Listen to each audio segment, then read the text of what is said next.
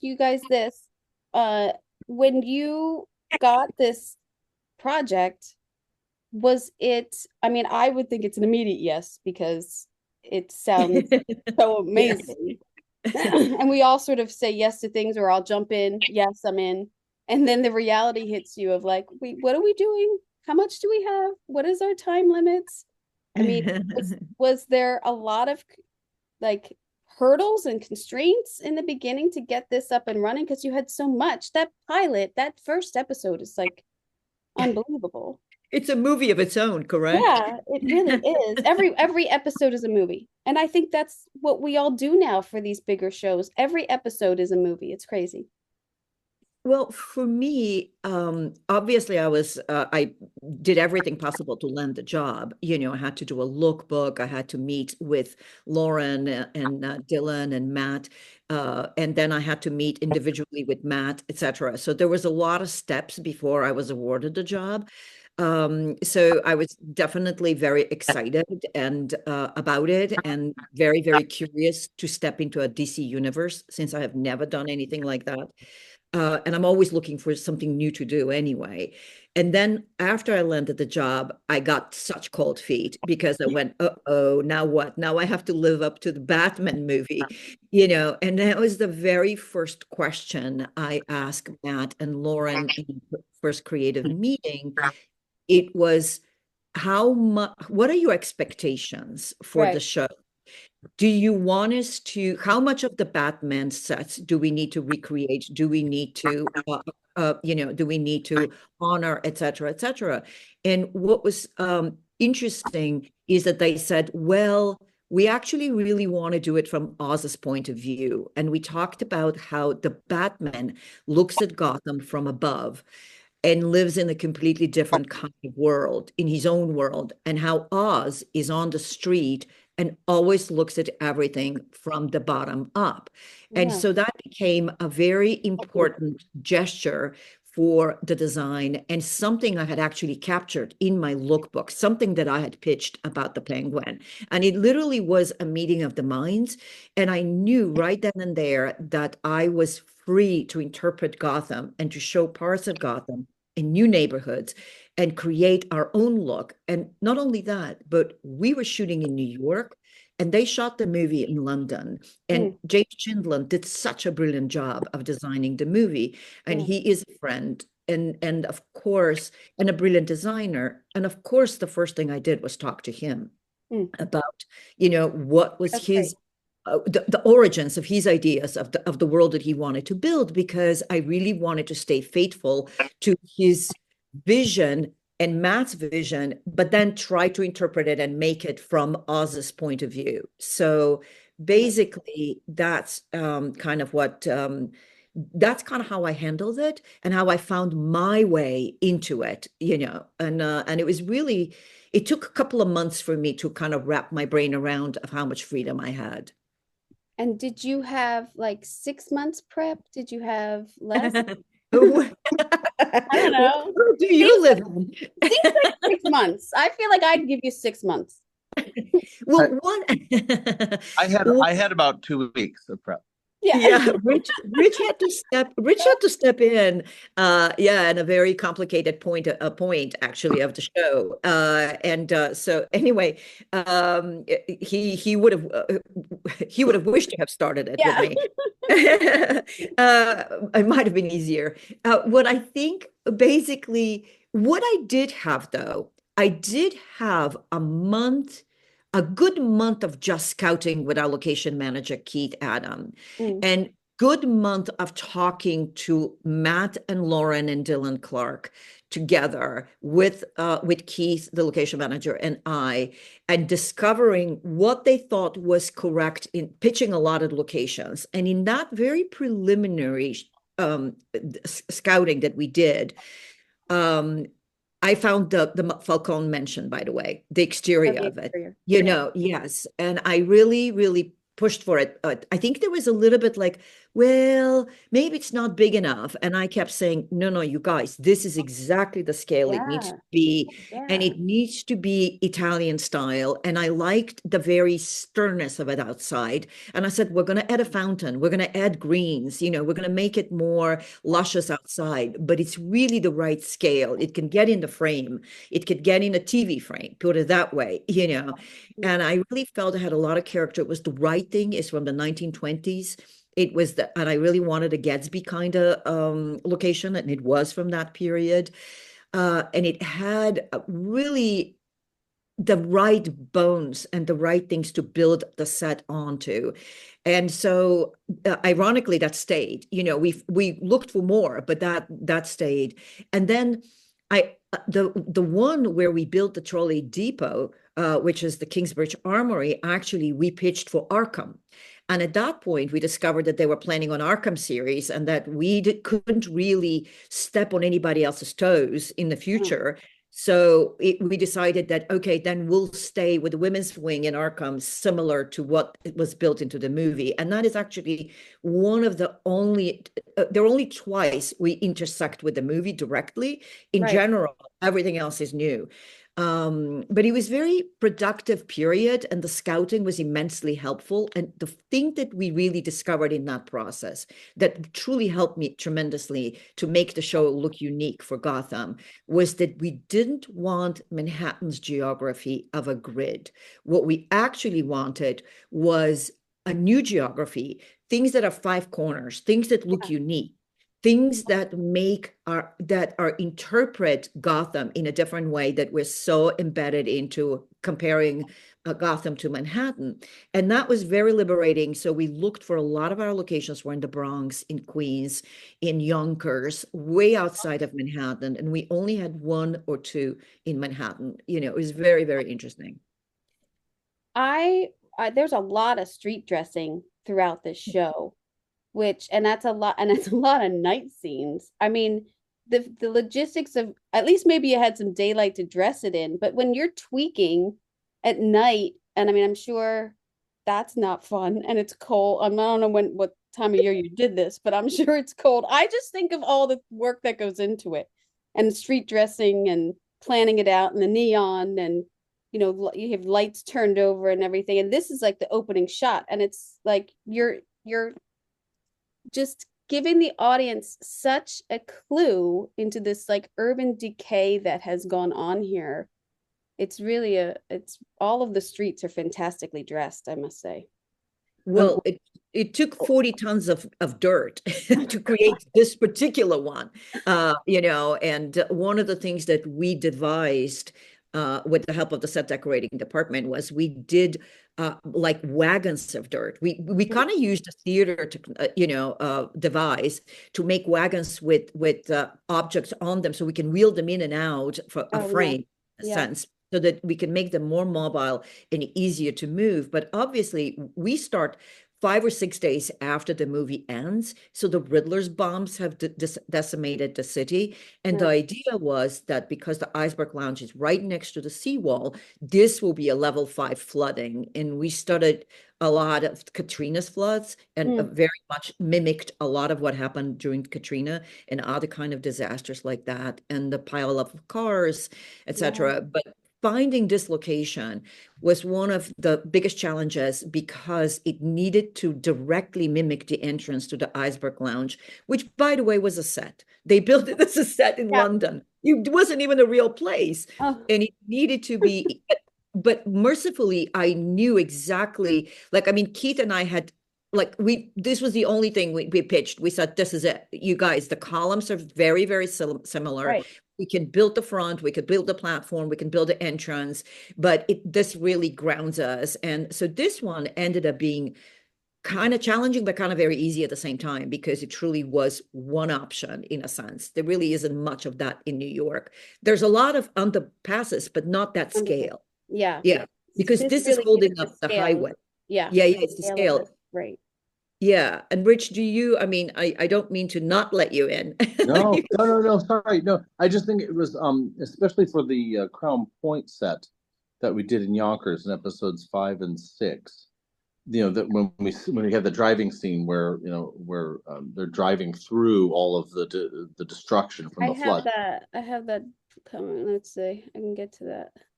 Yeah, You're And that's bringing what that I call hellscape. Yeah, that's the Crown Point hellscape. Yeah, hellscape, that yes, was it. the intense. This yes. was, we had 100 pallets of trash. We had an entire semi truck full of leaves. We had dump truck after dump truck of mud. Like it literally was, yes. The devastation there was, we had that pile of, we had 3 cars piled on top of each other. That was all Yeah. props and special effects. But we drove telephone poles through cars and stuff. We destroyed so much here. And then, and in one of these corners here, right behind that pile of cars, Kalina, that's where we bought that set from. You'd mentioned Wow. this EP article. Yeah, We yeah. I bought an wanted you to entire talk about. brownstone exterior from Billions Oh. and stood it up and then crushed it and toppled it. So it was like an entire 2 stone, so it had the whole like brownstone stoop and the front door and everything, and we just destroyed it and then buried it in mud. It was, and as if the house had been knocked off its foundation and collapsed. It What was what was you scout, so you scout this location and you think, okay, I know what we have to To do. me with that idea. He said, "Guess Yeah. what? I can get a whole facade from Billions, and we can destroy it." And I was like, "Guess what? That's a wonderful idea." guess You what know? we have an empty lot right here, and we Yes. I don't think we ever saw it in the episode really, but for like a few fleeting shots and like background. But it's right where the Volvo is pulled up. It's like you're standing on the stoop where you take that photo. Oh, Yeah, yeah. but you see enough of it. You see enough Yeah. of it to know that there's a broken building. Yeah. Otherwise, you would have Oh, seen yeah. an empty lot. So you do see and the other thing also is what's really important about these sets. Most of it you're doing for the actors. Let's not forget Yeah. that. Yeah, What true, is true. really important is that they feel it and they know with the street. And actually, the accumulative effect of all these details is what makes or breaks a set to me. It's Yeah. like, Yes. yeah, and the set, and we knew that this was going to be also we knew we had a daylight scene here. This Right. was the first you saw the devastation Right. during daylight, This which was, very, yeah. very different from night. And Kim, you rightly pointed out that we had so many night scenes, but this was literally so important to get it right. And the fact that, and this is a scene in Yonkers, that we found these 5 corners, and this is exactly the geography I'm talking about. And I wasn't happy with the Brown building, and that's why I hung those big banners that, about Bella Real, connecting us to the movie, connecting us to the sports teams that Right. were of Gotham that existed. So we used we really tried to build onto the same world, even though we were in a different kind of, neighborhoods. But it didn't matter to us. It was really important to continue that.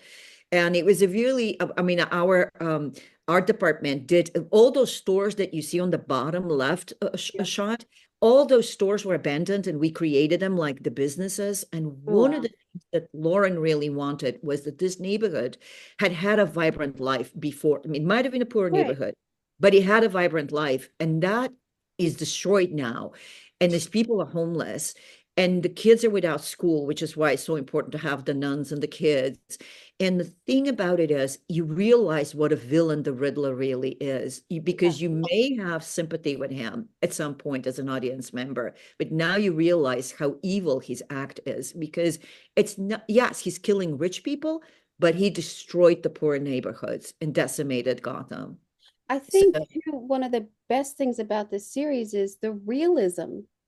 Like, the Batman movie is fantastic and everything, but there's a stylization to it, and there's like the DC quality to it, which you have here with the main character, obviously, but the sets to me looked so real, and that devastation of watching that flood hit the buildings and everything, and when you see all of these things happen, and then you see the aftermaths that you created, there's this series just felt more like realistic and oh, grounded than yes. anything else. And I really appreciate that as a viewer. I didn't feel like I was watching a DC series. And I loved it. I loved it. I loved everything about it. But Well, yeah, thank you. I think that was the goal. Actually, that was drilled in me by Lauren and Matt. That was the first thing they said. We really want this to feel very real. We're driving a very powerful message about the have-nots and the haves, yeah, those who don't have anything and those who have everything. And there's no middle ground between them. And this is the kind of power vacuum that Oz uses to rise. yeah. And their message was really important. And when I think about like, why did they hire me? I don't have anything DC looking on my resume. I realize it's because of that. I realize because they felt that a lot of my work is very grounded and it's very Yeah. grounded in character and in message. And I'm a very, very method kind of designer in a sense. I really think about the characters and the reality of the environments and the backstories.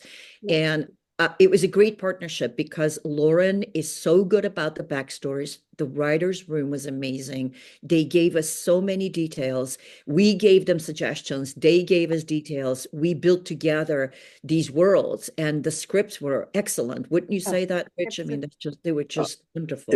it was amazing how easy it was to decorate in that. Well, Kalina, you first had drawn everything, Yes. so I knew exactly where we were going. Like there was never a question as to what was right or wrong, in that way that it was like, oh, this has been thoroughly, fully designed. And then in terms of the reality of it, that was easy. It wasn't, the execution wasn't easy, and solving it in terms of the creative side wasn't easy, but it was easy in that there was never a question as to whether something was right or wrong. right. It was like so spelled out, and then with the layer of reality on top of it, there wasn't room to be wrong, Right. in a way. Right. Like it was sort of like, here's your path, get on and go. Yeah. um you Well, know it's easier when you have that great direction, when you're given direction by the oh my, writers, when you're given direction yeah, by the designer, and yeah, even if Kalina has amazing sketches and there's concept drawings, it makes it easier for you, for me as a decorator, to then put our own spin on it, but stay in the same lane. exactly. It was Yeah, we're all on the exactly same that. page. We're all on Yeah, the same page. It's you so know nice. It's so yeah. great.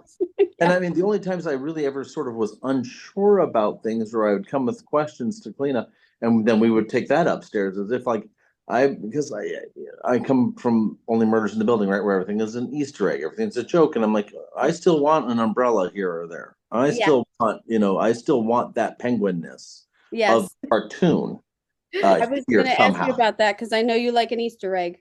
And there are a couple in there, but we did it. I did a couple, we had a couple of really bold ones, and I don't think you saw most of them in the final edits. But like there are a couple that are pretty obvious, Yeah. that you Umbrella. see. Yeah, a couple of obvious umbrellas here and there, and it's just sort of like, remember, we're here. This is where we are still. This is who this kid is. It was. The Yeah, it's in Eve's apartment, the one but the funny part about it is like Rich is much he's I'm pretty bold as a designer, but I think he's even bolder than me, and I have to rein him in a couple of times. I am always on the nose, too hard, because visually it's like, if you don't, like, so much gets edited out anyway. Yeah, so So much. like you never know what you're gonna see, and unless you're pointing it out to the camera, or you're pointing it out to the director or the AD, no one's gonna sort of just offhandedly pick up something that you're leaving for them, Yeah. because they've got their blocks, they've Yeah. blocked the shots, they know what they're doing, so it's so yes, I very heavy handed, and then pull back always, with I'd rather have it whatever. there, put it in, I'd, and then take it out. Yeah. I'd rather have Yeah. to I'd rather have to be told, tone it down a bit, versus, hey, this is a cartoon, right? Yeah. Or we don't have enough. You never want Yes. to hear, can I have more? And you're like, No. what? Yes. Yeah. So I mean, but so the one umbrella in Eve's apartment, I thought was sort of like perfect for her, because this is his safe space, and it literally is like her bower. It's under, it's over her bed. It's like Oh, exactly where, damn. Did I not yeah, get? there's a I giant umbrella might have. chandelier hanging over Eve's bed. Oh, Yeah. I Yeah, don't and you think do I see had it. And by the way, you do see that one. Yes, you do. But You it's see, really and it's he funny had because that scene he talked me between to that one. I did, but that scene between Eve and Sophia, when Sophia when Yeah. Eve is ratting out Sophia in what episode 6, I think, right before she in the goes to kitchen. Monroe's. I think I have the They kitchen. start Yeah, in the kitchen, this, they start in the kitchen and they go to the bedroom, and that's where like you really, really see it. Yeah. I think yeah, he's a and little you bit realize Sophia has violated the sanctity there of it is. that But space I of don't know Osmond. if you that's not the one we're referring to. It's in the Yeah, bedroom. It's being it's in the Eve's. bedroom. It's her to the left there. It's right around to the left through Yeah. that door. You're right. Yeah. Over here. And Yeah. it was funny because it was in our shop. I think someone else had bought it, and it was black and metallic and a chandelier. And I'm like, well, that's not going to ride in this room. The funny thing about this location was that blue came that blue. Really? The turquoise was there. Yes. The How wall paint, lucky. the paint color was there. We walked in and said, "Holy cow, we have to make this happen." And so I immediately thought, oh my, well, of course it's his sanctuary. Her name's Eve. Let's turn this into her Garden of Eden. This is where she takes care of her girls. So it's a lot of plant life, a lot of sort of natural textures, a lot of wood tone, a lot of, it feels safe. There's a lot of pillow, a lot of cushion, a lot of sanctuary. Yeah.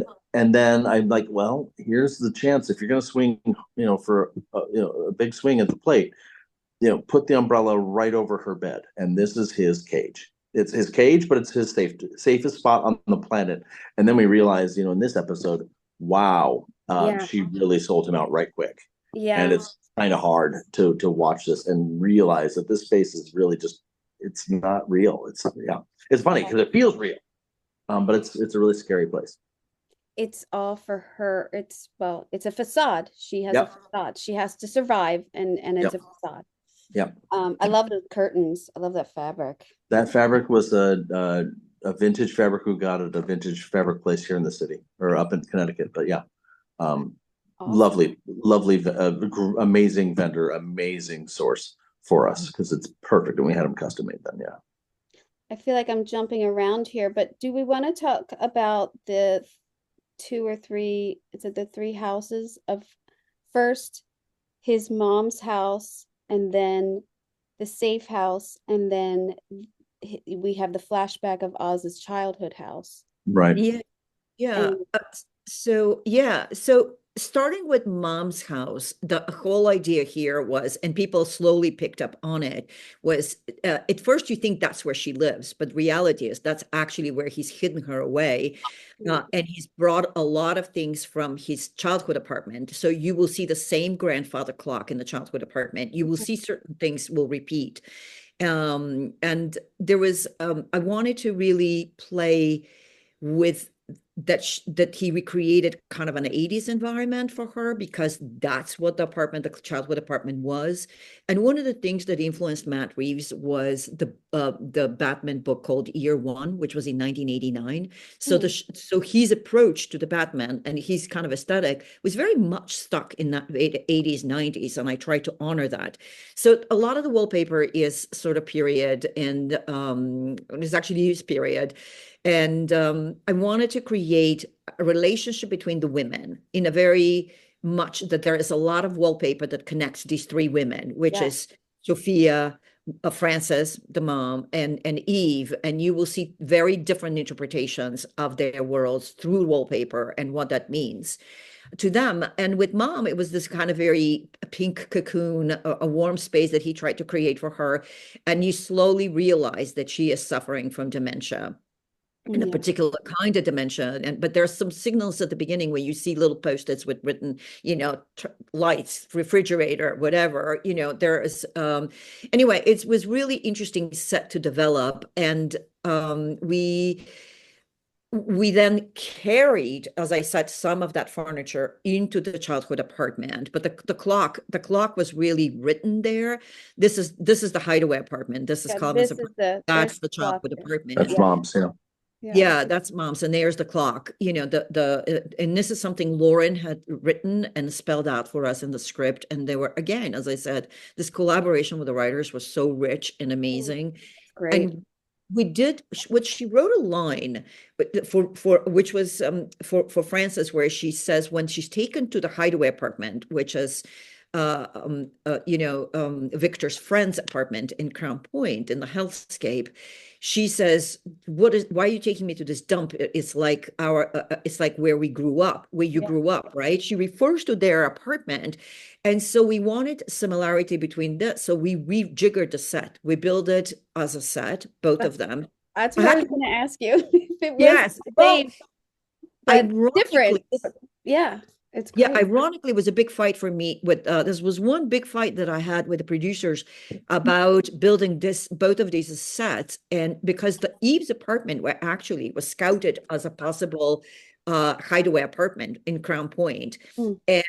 And what happened is that basically, yeah, the strike happened, and I said to them, Colin, who had really needed to be in a very was the prosthetics were so heavy on him, and he was profusely sweating, and we had to cool the environment all the time. So Right. stage sets became very important because you can maintain the cool temperature. I mean, everybody wore parkas in the summer on the stages. That's how cold they were. And I just said, how are you going to get him to a real apartment and cool it enough for this poor man? And there's a lot of scenes. And I used the argument that if we build the hideaway apartment, we can then reconfigure it into the childhood apartment. And what we did is we literally swapped windows. We changed that in one apartment. You see this window that you look through the living room. In the other apartment, it was not there, but the layouts were similar. We kept the same bathrooms, by the way. Yeah. The hallway is similar. And yes, the palette and the colors and the wallpapers, and you give each apartment its own character, very unique character. But it worked out so well for us, and with the strike it really helped that we committed to those being on stage sets. Oh, definitely. It was very hard to keep Eve's apartment for 4 months, with all the set dressing and everything. And it was just, and again, because of budget restraints, by the way, is I kept that turquoise color. Had it not been for budget constraints, I probably would have repainted it. But then I decided, let's go with it. And one of my inspirations was Clute for her character. Oh, yeah. Oh, yeah. And I just felt like, okay, I'll go with this because it has the bohemian character. Plus, all of the show was going through some serious color processing at the end. So none of the colors, the way they are in the real world, the way we saw them with our naked eye, were going to look like that on the screen. And so anyway, and so it was really interesting to talk about all these environments and the kind of amazing amount of detail that came in. And for Calvin, who is the name of Victor's friend, because it was a Polish family, we had Solidarność. Do you remember, Rich, that was one of the things that was the hardest to clear? That like literally we had to take it out an hour before we started shooting, and then they cleared it 5 minutes before we started shooting, so we put it back on. Like the craziest.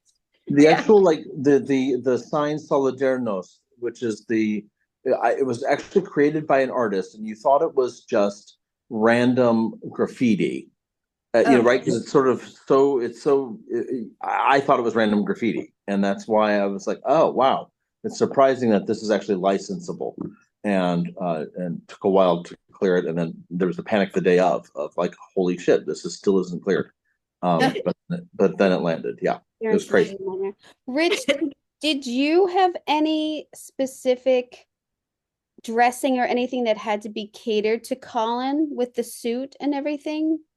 Was there anything? Not really. I mean, the one thing we did have was the chair he was tied to in episode 2 or 3, when he was naked in the greenhouse and they were pistol whipping him and going to shoot him.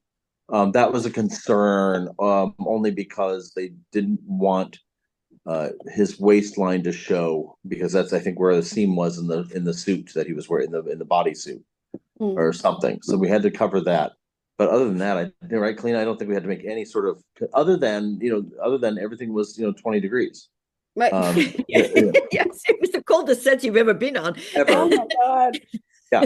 And the trolley station we shot in January, and we were just like, okay, we don't need heaters. And everyone literally was freezing in the trolley station in the armory. Yeah. How much fun did you have with this childhood home doing like the period and the all the I different I love the period stuff. This yeah. is fun. Look at that lamp there on that side table. It's Yes. just crazy, right? Like And I that china love, cabinet. I mean, yes, I love this sort of stuff. It is fun. This was it was a little tougher because of well, it was weird because our color palette was so tight, mhm, right? And so it had to be sort of in that brown, burgundy, beigey world, and ivory. mhm. So finding that stuff in really good condition, Yeah. still in 40 years later is a little tougher. But other than that, we had a blast with this. Um, yeah, the period stuff doesn't scare me too much usually. Yeah. You Yeah. got it. You got it, Rich. There are Yeah. places here in the city that here in Yeah. if you go to anywhere in New Jersey, I think it's called a place called New Jersey, Yeah. where you can find plenty of vintage You 1980s could have making. gone to my parents' house and I would I, Everything I from got the a beautiful set for you. hair to shoes to grandfather clocks, you can find it all in New In Jersey. Jersey, there in South Jersey. Beautiful. I know, Yeah. I know we're jumping around a little. I can't believe this set, by the way, is fantastic. This whole blow up and just gives you flashbacks of like 9/11 or something. It was It was. unbelievable. That I was our was. research. 9/11 Yeah, was the that was the research for this. inspiration. Yep. Unbelievable. It was triggering. It was Yeah. Yeah. amazing. Yeah. I want to Yeah. get to the trolley though, because this is a fantastic set and oops, and the build of it. I mean, Yes. what a huge build you had here, and it's with a train in there. Yeah, there Well, were two train cars, five train lines, and this is what, half of what you wanted initially, Oh, yeah, Colleen? no, a third of what I wanted. I designed I designed a 12,000 square set because of all the tunnels, because yeah. there was a lot of action of the tunnels that eventually got actually cut down. But originally there was so much action of the tunnels and I wanted the real tunnels and I wanted the space. And of course I got the talk like we don't have this kind of money.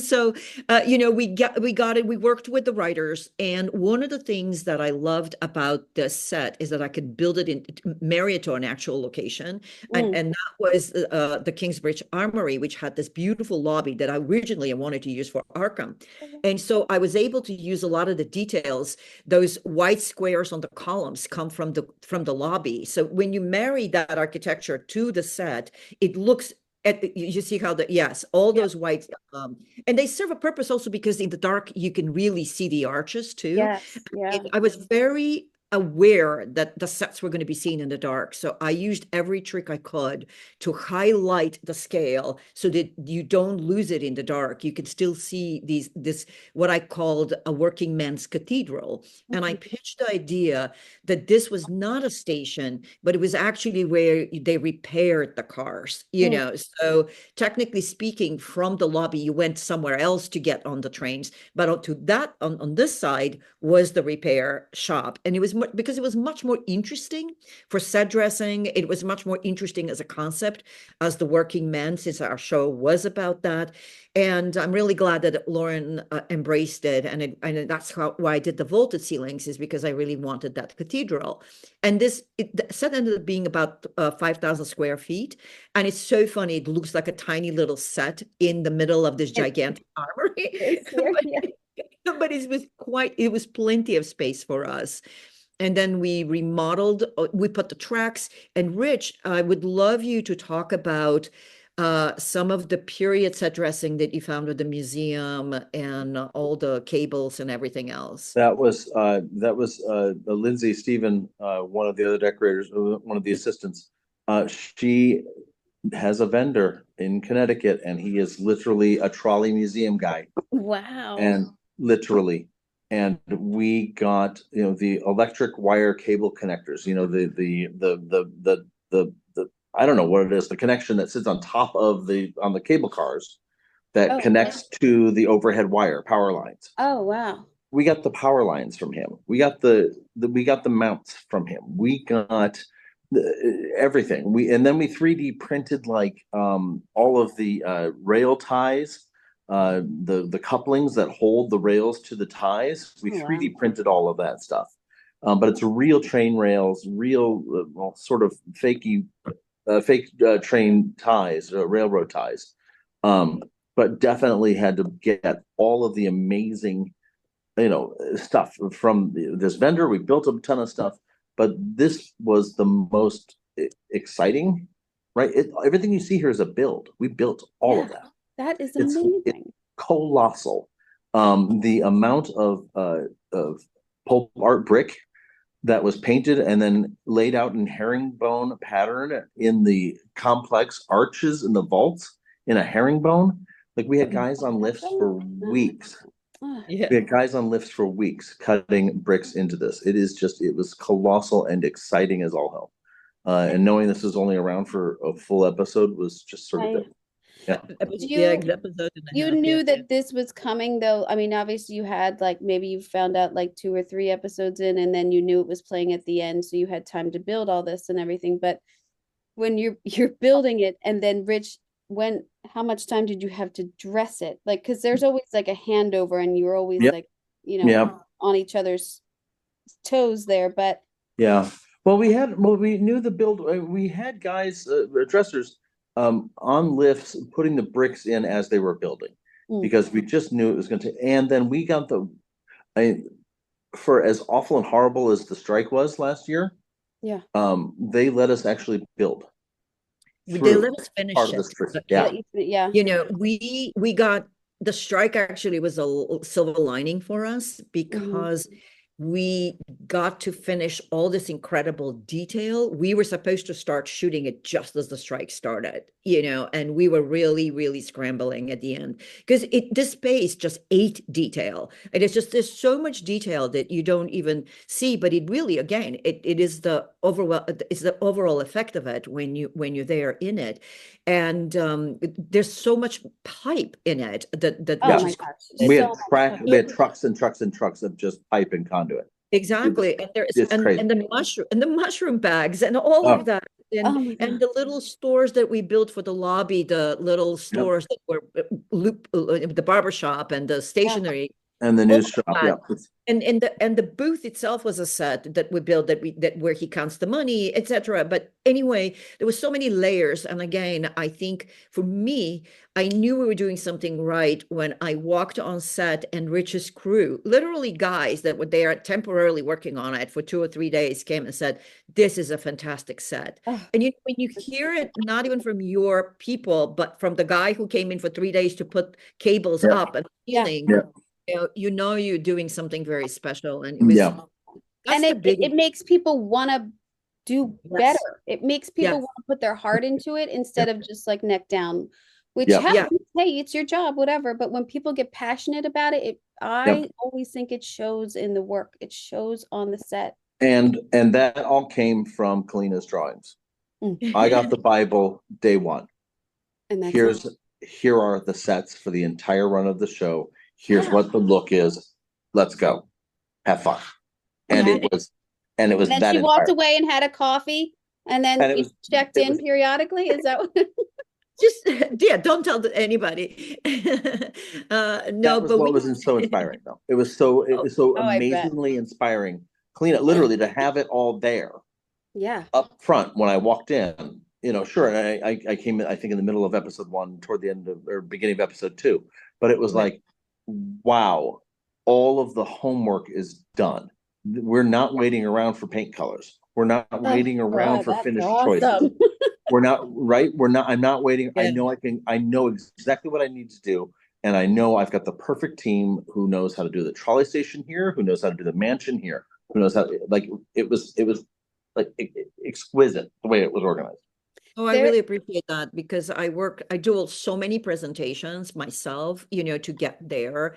Like I feel like half of my creative time is doing presentations, but I really try to communicate with the writers and the producers early so that we are never like doing things at the last moment. Yeah. And I think that I'm very disciplined that way because I feel that if a set doesn't come the way I see it, it's on me because I didn't communicate to people clearly what I was seeing or where I wanted us to go. And it doesn't mean that I am tyrannical about it. I really leave Nope. room for everybody to bring creativity because why would you have a team if you don't let them shine? And that's why I really appreciated working with Rich because he was never afraid to come up with ideas. And sometimes I would go, okay, that's a bridge too far, but I really like what you're thinking. And how about if we do, and it will spark a conversation, it will spark a dialogue, and it will go somewhere. And he had room to deal directly with graphics and come up with ideas. And it was just a really fun art department. I think we all got along really well. And I think that shows too. And I think that it was such an enjoyable process. I loved Rich's team. They worked so hard and everybody was allowed to have a voice, and we'll have like meetings, weekly meetings, and everybody was allowed to have a voice and ideas. And I think that, and at the end of the day, the last decision is mine, right? I can, but to have people to come and show you different options or certain to think for you, to like embellish what you're thinking is really what you want from you. Yeah. And right now, Kalina, I'm looking at this and I know how much went into the design of this space in Monroe's. This is a concept drawing, which I thought was amazing. I can't tell. The concept drawing versus what you shot is amazing. Right? Like, just amazing. Well, but I can't this tell is how thorough I am. I mean, I'm really down to like, but also Kim, before all of this, I do my own black and white sketches. You do sketches, yes. You have gorgeous sketches in the ADG presentation. I encourage everyone to go and look there. There's one of like a prostitute's ass. That's really Yep. It's my favorite. It's downstage center. Us theater kids call that downstage center. Yeah.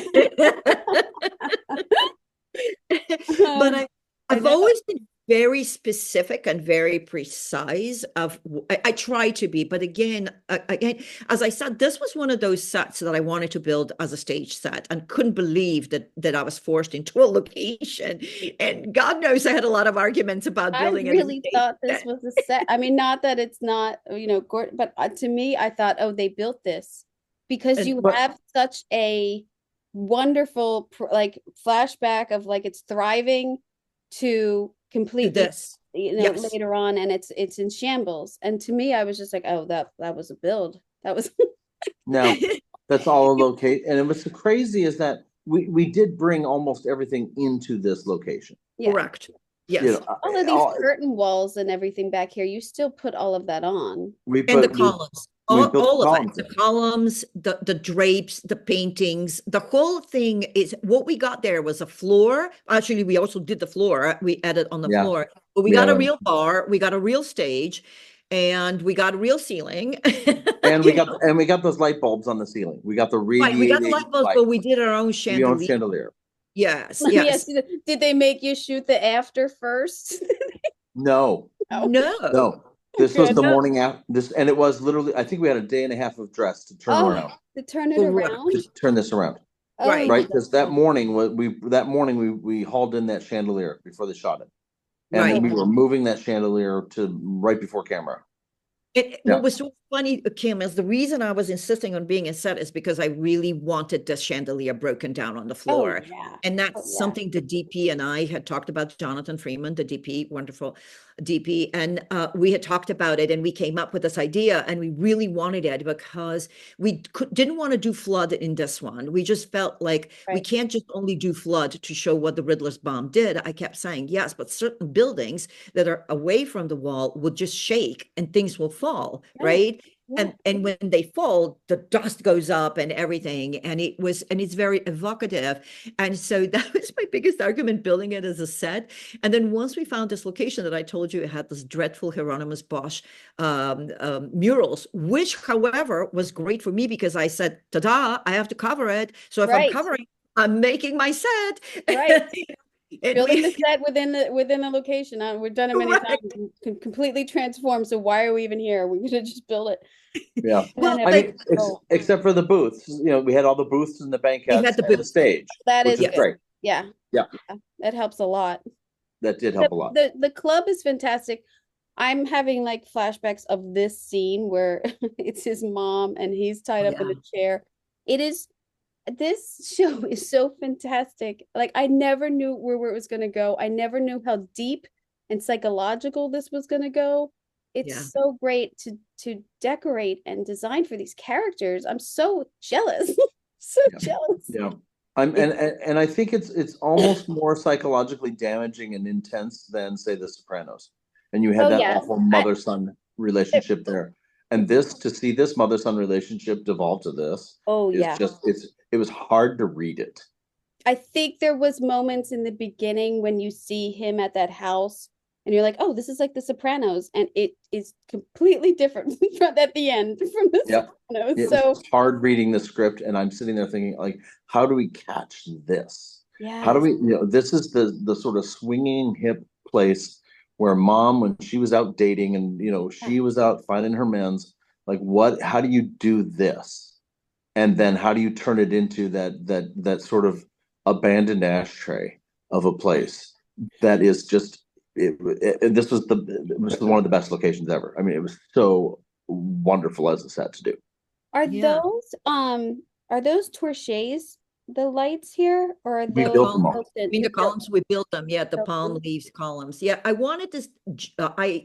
Really pitched the idea about a jungle, and I Mm. wanted to use the Henri Rousseau paintings because the naive painter, because they're so pretty. They have such a great palette, and yet in every painting, there is a predator lurking between the palm leaves, and the vegetation. And I thought this is exactly what the scene is about. Yep. There's three predators in the scene, Yep. and I just felt there was like the really interesting and the Art Deco theme to follow on to the Batman, and the worlds of what was in the movies, but really create something different. Anyway, it was I know it came out really, really well at the end of the day, and I really have to thank the producers for letting me spread my wings and We Yeah. got to do so many different periods, like you just said, like the Art Deco and then the period yes, designs of the houses. I mean, Yep. but it yet you still made it all cohesive. I want to talk a little bit about the dimension. Tony Mansion because I Yeah. said earlier I could not believe that it was a build. I real and I thought it was a location that maybe you enhanced or something, but what a fantastic set to build. I mean, and it's huge. Yeah. It's Yeah, huge. well, this set was in all 8 episodes. Right. So it was literally the main set. And what was very interesting is obviously we copied some of the front entrance and stuff to the architecture in the hallway somewhat. We copied it to the existing mansion so that we can do entrances and exits. Yeah. But then I was free to interpret the whole thing. And they did have a solarium, but I put it in a completely different place and a completely different palette and everything. And I really loved the idea of creating classical Italian architecture, like a Pompeii look for the solarium. This is all frescoes from 13th century. Simone Mariotti is the biggest one behind when you see behind anybody that sits at the head of the table gets this giant mural of this knight on a horse. Right. And it was symbolic. It meant I am the king, because Italy was all little republics. Every town was a republic. It was its own republic, and I felt Corleone. I mean, excuse me, not Corleone, Carmine. But Okay. very appropriate lapsus linguae, by the way, Yes. because he is like the Godfather. Yeah. Oh, I was absolutely. thinking of the Godfather when I was designing this, and I felt like Falcone is a town in Sicily, right? And they all take the name of the town, and I thought, yes, so he is the king of that town, and he will have frescoes from that period. And they were right before the Renaissance. They were flat on, so it was really. I'm going to get a little obtuse here, but for me, that stiffness of the painting helps the rigidity of it tells us something about Carmine. He's a very Two-dimensional. rigid man. Yeah. He is a very rigid man. He's always in very straight suits, etc. So it was really interesting to design these. And then with Craig Zobel, the director of the first 3 episodes, we added the balcony and we wanted that second level, and it gave it the height. Once the set got a little bit diminished because of budget reasons, yes, we thought, okay, well, if we cannot go this way, we cannot higher, and that will give it the scope. We can maintain the scope and the perspective and the feel for richness, even if we have less square footage. So, and I think it came out really well. I don't think the audience feels like, oh, I wish this room was 3 times bigger. You know, I No. don't think anybody. I really like that when she has those meetings, and like you said, you have the painting behind her. I think it brings it down and makes it more intimate. The focus level is on her or whoever's sitting there, rather than like the other side of the room, which is more, open and grand. I think it works Yes. perfectly for the scenes and everything. It's Yeah. great. Beautiful. Yeah, and the solarium plays such a big role when the mother is kidnapped by Sophia, and they have this very important scene, including the slap, and it was, so I was very happy to see that every single set and every single nook and cranny was used. And then Yeah. when Rich came in, we designed and added the kitchen, because there were quite a few pivotal scenes in it, and it was just wonderful. We were doing Tuscany, Yeah. it was just Yeah. traveling through Italy, let me tell you. Oh, it's yum. I'm in. Yeah. Any And I sense of going through Italy, I'm in. Yeah. And then Lauren said to us that she wanted the furniture. Remember, Rich, we had a different idea about the mural that you see behind Sophia at Yep. the Mhm. and we had done something with lemon trees, and she Yep. said, it's too cheerful, it's too nice. I want a darker, more threatening kitchen. Yep. And I said, okay. So that's when you and I pivoted to the black furniture, Yep. to horns. The gray paint color, the gray Yes. green paint color. Yep. Right. And that's when we did with our graphics designers, Steve Brown and Katja Austin, we did these murals based on Leonardo da Vinci, but they're of a cave and they have a darker palette. And so it was very interesting to see also how the work, the collaboration with the writers was also very successful for us, because they really guided us and also helped us get to a point where you and I we were at a different point. We were in more decorative kind of cheerful kitchen. Did you have all 8 scripts? Okay, so I started with the pilot only. Then I got an outline, which, by the way, did not mention a trolley depot. That and then we got told we had to get greenlit if we had 4 scripts. So we got the 4 scripts. And then we got the second outline, which mentioned the trolley depot. And then, so I was personally doing a giant happy dance at my office when I read trolley depot, because I had never done one. And then we got all the rest of the 4, but the writers were very good about telling us where the story was going. Oh, that's And good. Lauren and her team had it so worked out in terms of the mushrooms and I mean a lot of details that were very important to the characters, like that clock. And Rich, what were the other ones? There were quite a few. Like the mushrooms were very important. Mushrooms were important. They didn't want because top hats and canes that Correct. came later, and that sort of worked in, but we didn't get to play with that early on.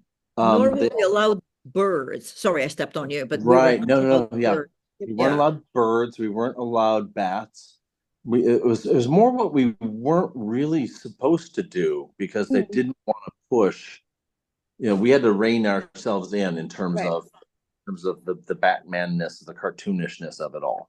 Like it had to be fairly grounded. And I remember like in the Arkham scenes, that sort of stuff was very important. Everything about Arkham was really, really was really tight and tightly focused. Our director for the second block was really intense about that, and it was great because it was like exactly what we needed. It was so cool. We had man, what else do we have to have? Really have to have? Yeah, it was the drugs had to be right. you know, it was a lot of props that had to be right. The vehicles had to be right, the drugs had to be right. And everything we did for that had to be right on. And so I was working with the prop master a lot about this. It was a great collaboration. We had a great time. All Look at right. that bedroom. Isn't that just the sexiest bedroom you've seen? Come on. I walked into the set and I'm like, I cannot believe this is not happening. Those vault doors as the bedroom doors were just Crazy. It's such a fantastic unbelievable. concept for this Unbelievable. character. It's really, Unbelievable. But it's grounded in reality, Kim. This came from my research on Diamond District and jewelry shops. And this is where I pitched the idea that Oz moves into a jewelry repair shop. And it came from an image. And as a matter of fact, we created an ad for that shop. And it's on the wall where you first see Victor reflected. That's the ad for the shop. We gave it a name and everything. So there was a lot of, and there was a workman table, a jewelry table. And so they had a vault, and I thought, this is so Penguin. Of course, he would love the shininess of it. And of course, he would love all these drawers where he can hide things. And the rest of it is pretty mundane, pretty plain walls. The fireplace, the fake fireplace, was written by the writers. And then we decided on the poker table, we gave it a lot of, but it was one of the most satisfying conversations with the actor. If you look at the bottom left, there's a purple painting. I had an hour design conversation with Colin about his character, showing him all the concepts for these sets and explaining the history of it and what it meant, etc. And he loved it. And he gave us his references for bad art because the script said that the Penguin has bad art. And that, honestly, for some people, that's smoking dogs. For other people, it's a black velvet, Elvis. You just don't know. It's a huge range of bad art. When he brought this abstract art, I was like, oh, I just love this, and so we created something very similar to his references. Yes. And it has the purple color. You know why he liked it, because it was purple. And, and he thinks, oh, this is just like what he's basing himself entirely on Carmine, right? And so you can see, I did these paintings of bridges because there was a big bridge painting in the bedroom for Carmine's bedroom. And it's like everything that he sees, he thinks, oh, I gotta have that. But then he buys it in a flea market. Yeah.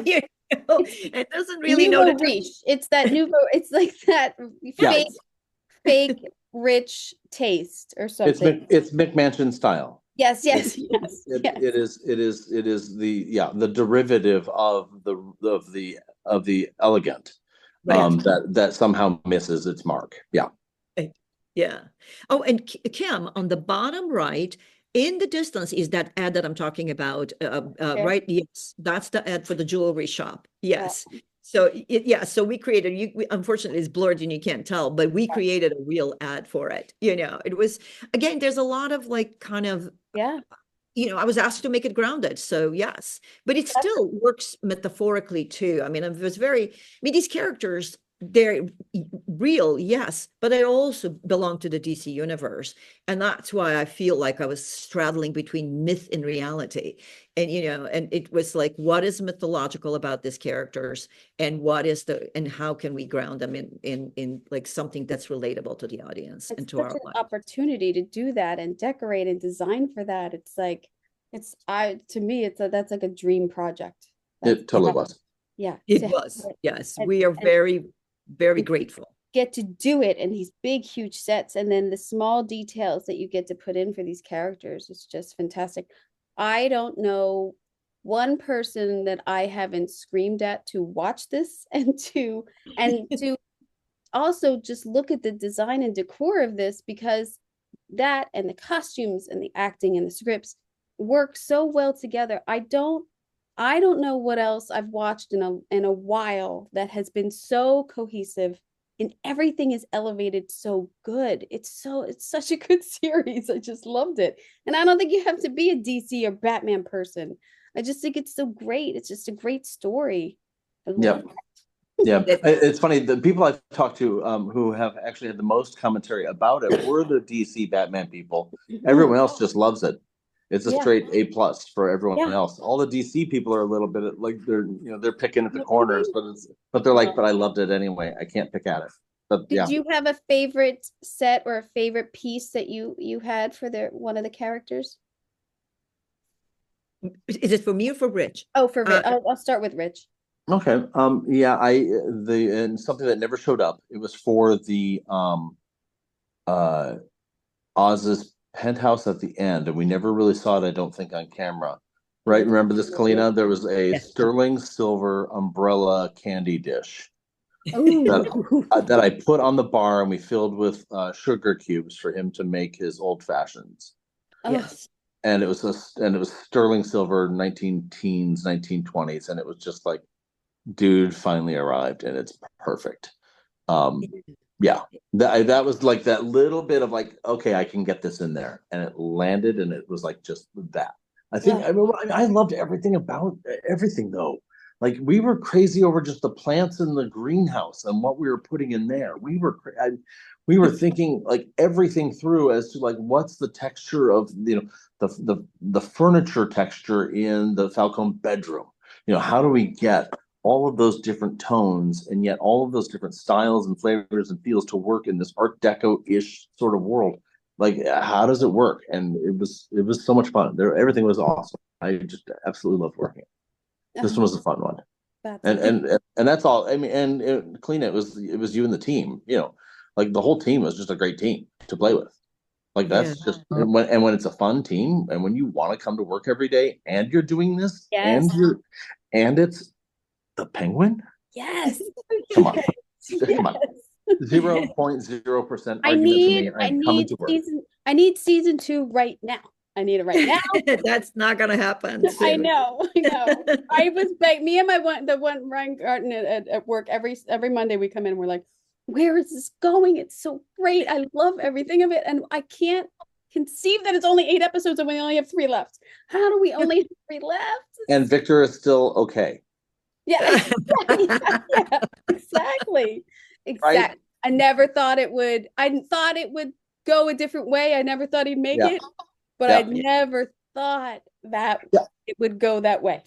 I Yeah. had a friend ask me, "Oh my God, why? What happened in that last episode?" And I'm like, "He's still the bad guy." Yeah, Yes. yes, Yes. Sorry, Let's as not much, forget, he may be charming, but he is not good. It does and not he yes. is, and he is funny, and he's a goofball, and he's your And guy that, next yeah, door, but he's a murderer. that Yes. backstory episode is so unreal. Oh my God, painful. What he did as a child, it's so unreal.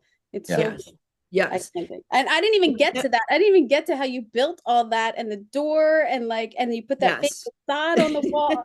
I had so many sets. I'd have you here all day though. But Kalina, is your what was your I'll- favorite part of this? Let So me see. my favorite, yeah, so my favorite set is also the last set. And I think it's the penthouse. And I Damn think it, I it's would have put that in.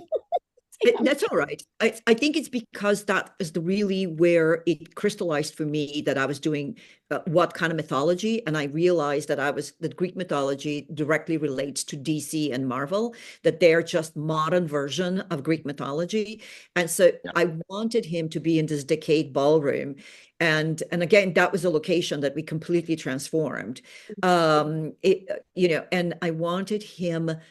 I pitched the idea of the Hounds of Zeus, which is the harpies. And I wanted this giant frescoes of pissed off women, mythological women, angrily staring at the penguin because he's not a good guy. And yet he is succeeding. And I wanted the women around him to be the ones that bear witness to his crimes. And I know I can be very kind of esoteric about my thinking, but I think it was really, really beautiful. The Oh, it was. scale of it really worked. And then we wanted the chandeliers again on the ground because it was it was an abandoned ballroom, so we can put them on a ground level and you can see them. And quite frankly, we couldn't even hang them that high. It was an amazing penthouse, but it was brand new modern. So Oh wow. transforming a brand new white modern space into this was quite a challenge. and it worked out very well. And I was really happy with what Rich did and his team and my team. And it was a beautiful ending. And the way, and I also designed the whole building, so when they pull out to see, they really see what I had designed. I had designed this Beaux-Arts building, and I felt it needed to be very different than the Gothic world of the Batman. So I purposefully set the Penguin in a Beaux-Arts building with a round cupola. And so anyway, it was an incredibly satisfying show on every level. And the amount of gratitude I have for the showrunner and for the producers, and the amount of gratitude they express to us, to the art department, and the support is, I wish that on everyone working in this industry, because that's the way we can create something beautiful. Yeah, it is. Yeah. And a great work environment comes from the top, and it just Yes. helps everyone, and everyone just puts in, 100%. It's fantastic.